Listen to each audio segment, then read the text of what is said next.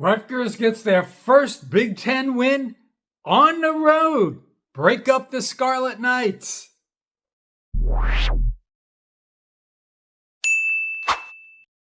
Okay, so Rutgers comes from behind late as Jaya Patel drills a 30-yard field goal at the gun to give Rutgers their first Big Ten win of the season. They get back to 500, 4-4, keeps the hopes alive for a potential bowl bid, and stops its 4-game skid. You know, our typical mid-season swan dive comes to a halt. Let's hope we can pick up another pattern we kind of fall into where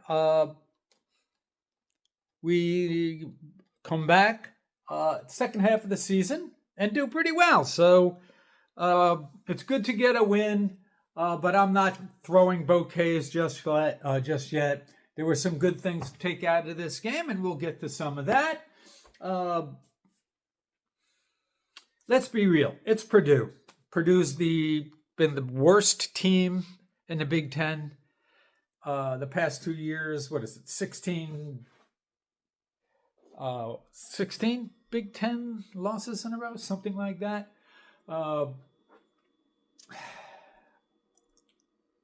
We're 3-0 against them.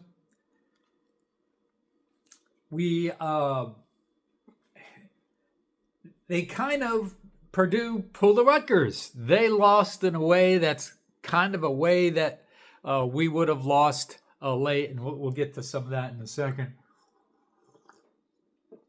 You know, we fall behind, but we fell into some patterns. We fall behind late to a team we should be beating or should beat.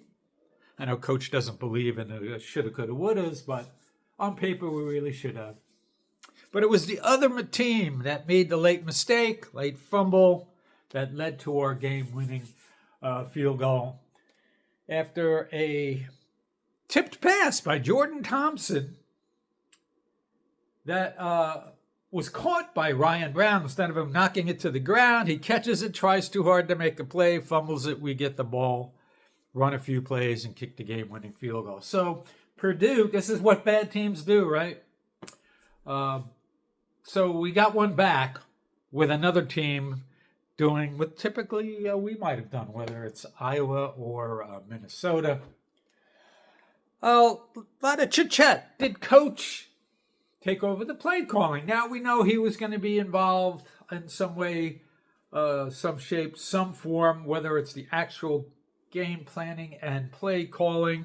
That could be bad, or, people are probably thinking what could be worse than Rob Smith. But, Coach took over for the Kansas State game. But, it was a little different circumstances in the bowl game last year. And we weren't great. They made plays, a lot of plays late to beat us. Nonetheless, Coach did say he admitted to taking on little additional responsibilities and partaking in some late nights, trying to just get it down to bare bones and see if we can't just go play really hard. And I think a lot of times we can talk about NIL and getting this guy and that guy and whom has the money.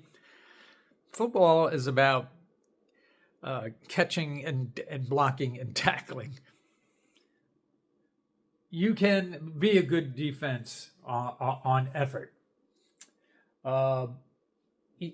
Coach is big on coach speak. He isn't going to give any sort of controversial comments, statements, or stuff to put on the bulletin board. But Jordan Thompson, team captain, who was vocal about how bad Rutgers was against Oregon last week, said Coach knows what he had to do, but the sight of him holding a play sheet on the sideline and huddling the defense between series on the bench were telling. So there's that. So don't know what it means for the future, but the defense, a lot of people throwing roses their way, throwing them bouquets. There was some good to take out of it, but there was still a lot of glaring mistakes, which we'll get to. And Coach said We made mistakes today, believe me, but ultimately they,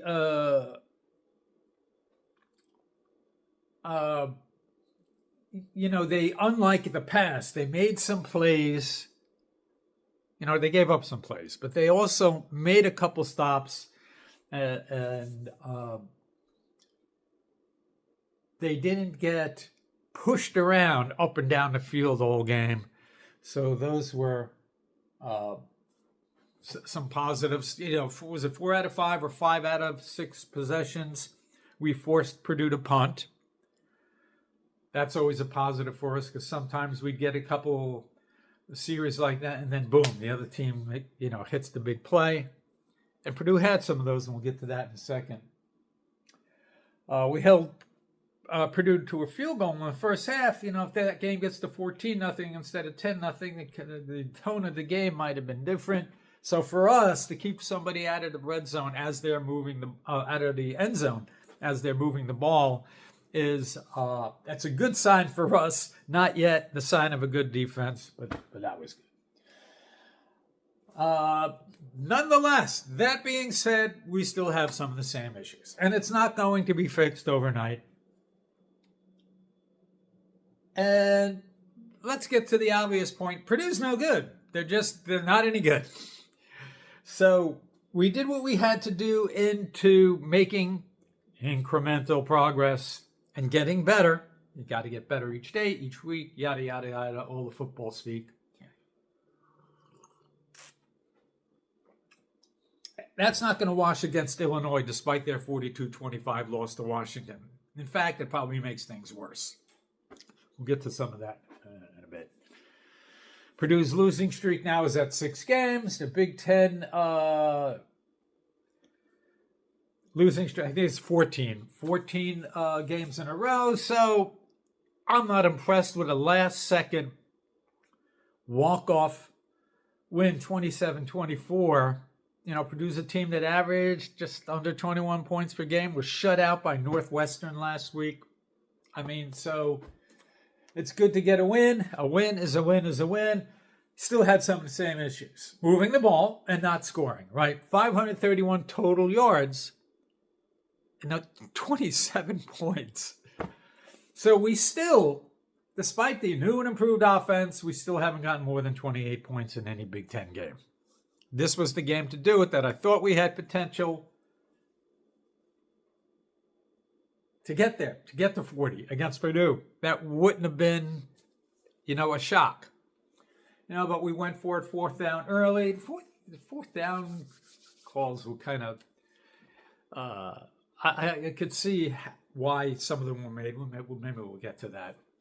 On a 4th down, to Ethan, another tipped pass, wide open receiver in the touchdown in the end zone on 4th down, and we didn't score there, so we missed some opportunities there.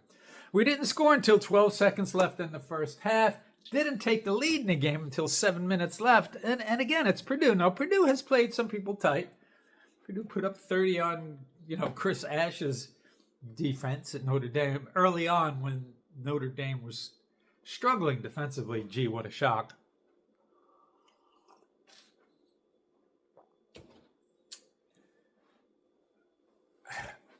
Rushing the ball, we only averaged 3.6 yards per rush, which keeps our average yards per rush below 4, which is among the worst in the country. So even though we like to run it, we will kind of want to be known as a physical running team, but we have better balance throwing the ball this year. It's still not as productive down to down as you'd like to see it be. We got big plays again, several of them by Purdue. What did we have, 6 or 8?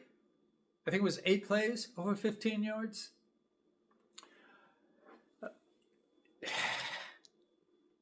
Malaki Thomas early on, he had a 57 or 60 yard touchdown run early on. We weren't setting the edge. Purdue had those running plays on the outside several times during the game, and he looked like he was running in slow motion. It's one thing, and I don't know what his 40 time is, but it didn't look all that speedy. But nonetheless, he got a 60-yard run early. Open receivers, all once again, open receivers are not just guys who have a little bit of space. Guys not knowing where they're supposed to be, blown coverage, not set, not ready. All three Purdue touchdown passes. 2 by the backup Singleton, by the way, the running quarterback. Come on.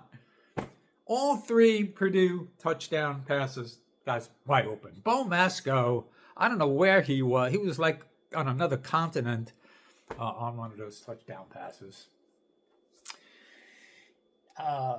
So the secondary out of place on several occasions once again.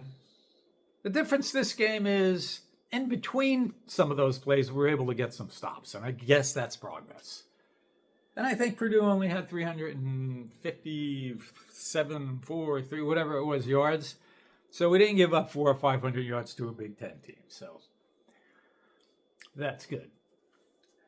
And we couldn't set the edge and stop their running game. They gashed us for 200 yards rushing for a team that was 74th in the country on yards per rush. They were 123rd in rushes per game and 98th in rushing yards per game. And of course, they gashed us. Now, we know that Purdue likes to throw the ball. They're not particularly efficient with it. It's a high volume passing game. And that's how they like to run their offense. But it was kind of different today. Today, their running game was productive, and their passing game, other than those 3 wide open touchdown passes, was kind of so-so. And this, after Northwestern shut them out last week. So, I'm not super impressed. It's better. It's good that we got better, but we still got a lot of work to do. We got 0 sacks. By the way, we gave up 5 sacks. I think maybe one of them, Ethan, held the ball too long, but he was getting pressured, at least early. We had 1 tackle for loss, Jacoby Henderson. So, the pressure's not there. The aggression is not there. We did play better as a team in a bend but don't break kind of way. Brown and Singleton, Ryan Brown, Singleton, they threw a total of only 23 passes, but still got 3 touchdowns out of 23 pass attempts. Special teams, okay, Jai hit the 2 field goals late, which was big, missed a field goal, and gave up a 56-yard return.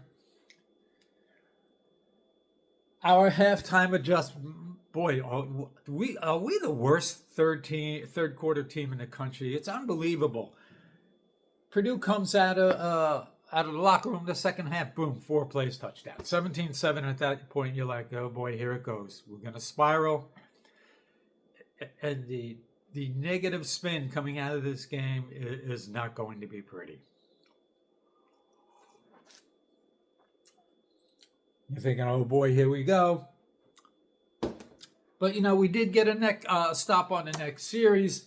And then that's the series on offense where KJ Duff wide open, 72-yard strike. And on that play, if you watch the replay, the Purdue secondary guys kind of got in each other's way and ran into each other. And KJ, by the way, we'll get to him in a second. Cuts the game to 17-14. Rutgers on the ensuing, I believe it was the ensuing defensive series, Bo Masco. Boy, he's having some rough times. Pass interference and on a pass to Nitro Tuggle, and that extends the drive for Purdue, and Tuggle winds up getting a touchdown. And it's now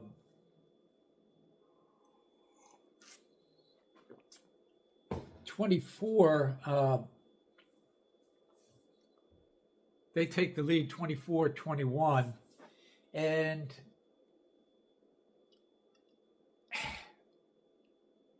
So Purdue takes that lead with 4 minutes left.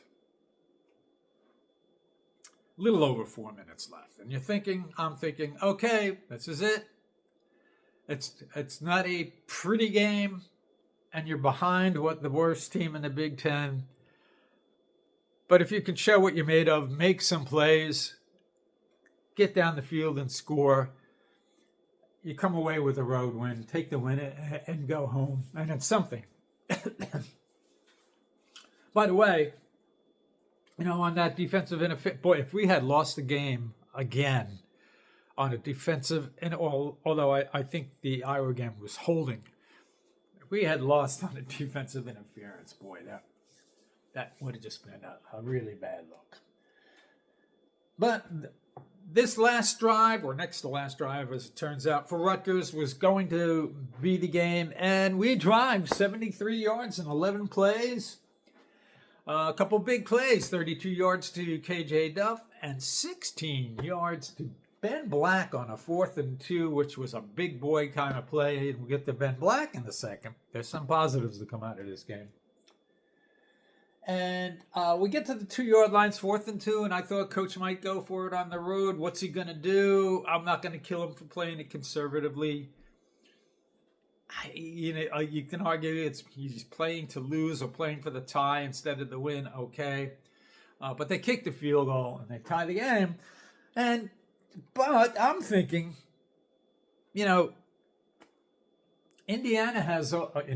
Purdue's in Indiana. Purdue has over a minute left. Is there going to be a big play, another busted play in there where they get 30 some odd yards and they get into field goal position? Would anybody have been shocked that if Purdue hits the field goal at the gun to win the game? I wasn't. But Purdue had their breakdown, and Jordan Thompson came up with the play, and his quote after the game was, "We buckled down this week. We attacked what we needed to attack, and we executed on the field." And I've talked about this. I don't care about NIL and this and that. Our recruiting classes and our talent is good enough to execute on the field. Don't commit the untimely penalty. Don't drop the pass. Finish drives. It's all about execution and how well you worked within the scheme. Jordan goes on to say, my teammates did exactly what I said they needed to do. We came in, we were men, we fixed what we needed to fix. Our eyes were on Purdue and what we needed to do against them, and we did it. And that's what it comes down to. Just execute. Put your big boy pants on and get after it. So Ryan Brown on that tip pass, instead of knocking it down, he tries too hard, tries to make a catch, make a play, and he fumbles. We get the ball. And was it Jetty Lad? I think Jetty Lad might have fell on it. But, field goals, the way we've been kind of shaky lately, not guaranteed. Jay Sean, a couple carries. We'll get to him in a second. 11 yards, 6 yards. And then Jai Patel kicks the walk-off field goal, and we win 27-24. A win is a win is a win. It being mid-season, we are going to have the injury bug is going to be chasing us, and Al-Shadi Salam looks like he's going to be out, as well as Taj White. Boy, our offensive line, year in and year out, in a year when you thought we had the depth now to be able to get through the season, it's going to be tough. Nonetheless, there were some outstanding performances, and let's start with KJ Duff. With Ian being out, 6 catches, 241 yards, over 40 yards per catch, 7 yards short of Taekwon's single game record. Taekwon Underwood, one of my favorite Scarlet Knights of all time. It was the most by a Scarlet Knight in a conference game, the 6th 200-yard receiving game. And the first is Brandon Coleman, kind of an underappreciated guy. He had some big plays back in the day. He had 223 yards at Connecticut in 2011. And the 72-yard reception, the longest since Aaron Cruikshank's 75-yard touchdown against Ohio State a few years ago. So props to KJ, who had a Leonte Carew kind of game. Another big, pleasant surprise of the guy that you're kind of worrying about. Will he ever start to develop? And that's Ben Black emerges with 4 catches for 56 yards. Couple big receptions, including a 4th and 2 conversion. So props to him. And another big one. Jay Sean gets his opportunity. And he had his most productive game of the year. 8 rushes, 78 yards, just under 10 yards per carry. Almost had a touchdown. He came within like a half a yard. Career high for him. Antoine, despite that fumble, and I think it's only our second of the year. I think we had our first one last year. 116 yards on 29 carries. It's 4 yards per carry. And Ethan, despite a little bit of a unsettled start, and he was getting a little bit of happy feet from the pressure. 19 of 27, 359 yards and a touchdown. His 4th 300-yard game in the season. Boy, to hear those come out of someone's mouth about a Rutgers quarterback that's good stuff. And by the way, the most since Mike Teal in 2008, and Ethan had his 3rd rushing touchdown of the year. Not exactly Gavin Wimsatt, but like the balanced productivity. Kyle Sanders, we've been beating him up a little bit. Had a bit of a bounce back game. Depending on who's I've seen a couple different sets of numbers that he had 10 tackles, that he had 6 tackles, but he led the team. So getting production out of Kaj, and although I don't know whose responsibilities those wide open touchdowns were, but he was productive.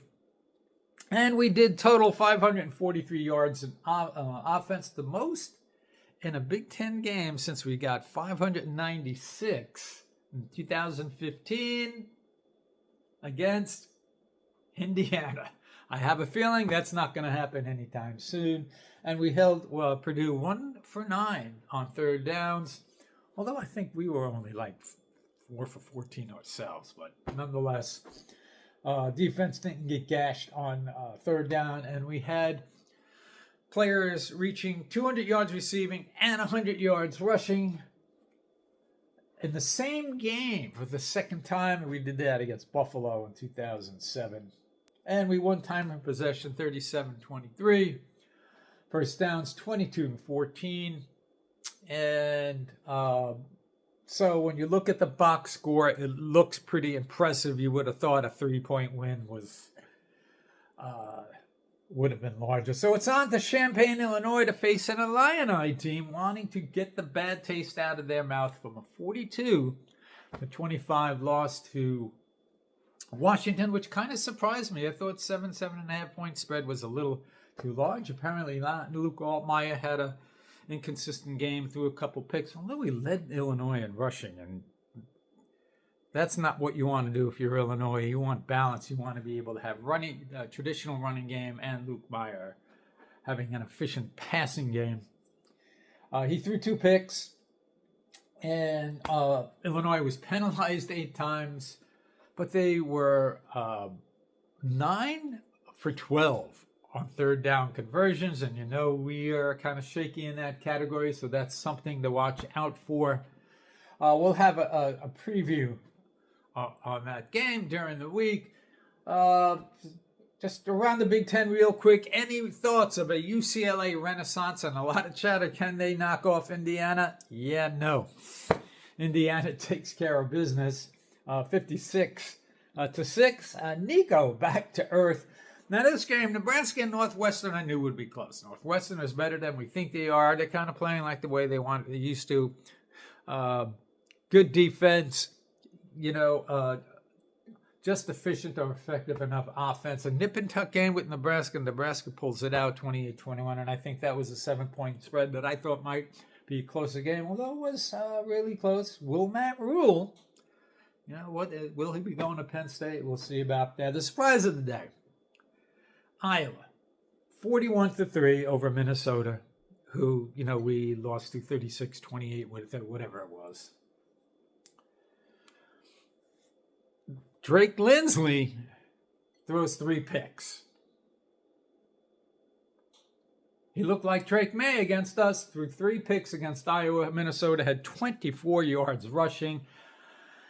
Typical Iowa game.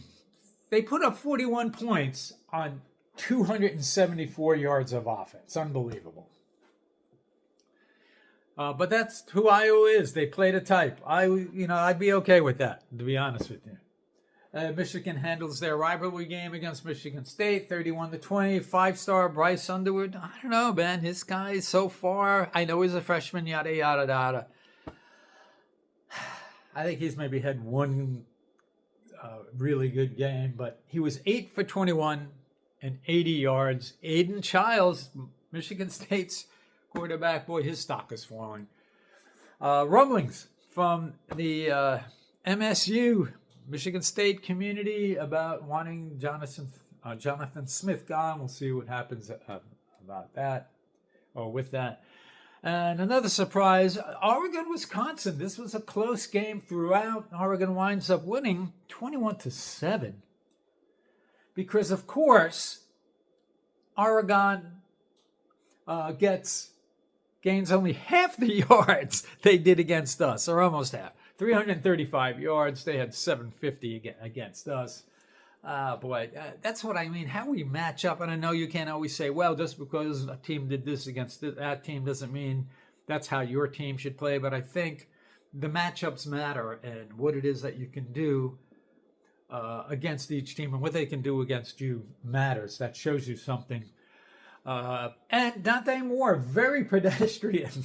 Unbelievable. 9 for 15, 86 yards and 0 touchdowns. So there you have it, everybody. A win is a win. We'll have a Rutgers, Illinois preview during the week. Enjoy the rest of your weekend. And let's see what the Jets and Giants have in store for us this weekend. I think both teams are probably, at least the fan bases, are already doing their mock drafts. Nonetheless, enjoy your weekend, everybody. We'll talk to you soon, and have a great week. Go RU.